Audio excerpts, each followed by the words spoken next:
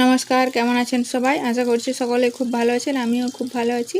আমি বাঁকুড়া জেলার খাতড়া থেকে। তো কাজের জন্য কয়েকদিন বাজারে যাওয়া হয়নি, তো সেরকম ভালো মাছ পাওয়া যাচ্ছিল না। তো আজকে বাজারে যেহেতু গেছিলো, তো একটা ভালো মাছ পেয়েছি, তো সেটা নিয়ে এসেছি। তো ভাবলাম আজকে মাছের রেসিপিটা আপনাদের সাথে শেয়ার করি। তো আমি রান্না শুরু করে দিয়েছি অলরেডি। আর ওই আমার লাউয়ের ঘন্ট তৈরি হয়ে গেছে, আর মাছটা হচ্ছে ডাল হবে, ব্যাস এগুলো। তো মাছগুলো আমি একে একে ভেজে নিচ্ছি, আর প্রচুর তেল দিইনি, আমি অল্প তেলে হাফ হাফ করে ভেজে নিচ্ছি।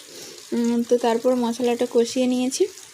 মশলায় মানে যেসব লাগে সামান্য তেল দিয়েছি, তাতে পেঁয়াজ, আদা, রসুন, গুঁড়ো মশলার মধ্যে হলুদ, ধনে, জিরে সমস্ত কিছু দিয়ে আর সামান্য জল দিয়ে কষিয়ে আর ঝোলের জন্য জল দিয়ে দেবো। এবার ঝোলের জন্য জলটা ঢেলে দিয়ে আর মাছগুলো দিয়ে দেবো। মাত্র 4টি পিসই করবো, কারণ আমরা 4 জন আছি। আর দুটো করে মাছ কেউ খেতে চায় না, তো বেশি যদি দিয়ে দিয়েছি আমাকেই খেতে হয়। তো আমিও মানে আমার খাওয়ার ইচ্ছে নেই।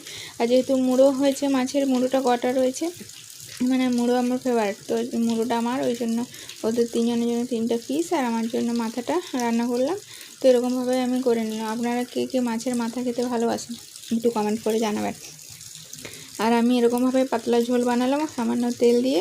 মানে এইসব খাবার খেলে কারোর শরীর অসুস্থ হওয়ার চান্স থাকবে না। তো অবশেষে মাছের ঝোল ফুটে যাওয়ার পর আমি সামান্য গরম মশলা দিলাম, এবার ঢেলে দেবো, তাহলে আমার হয়ে গেল মাছের ঝোল।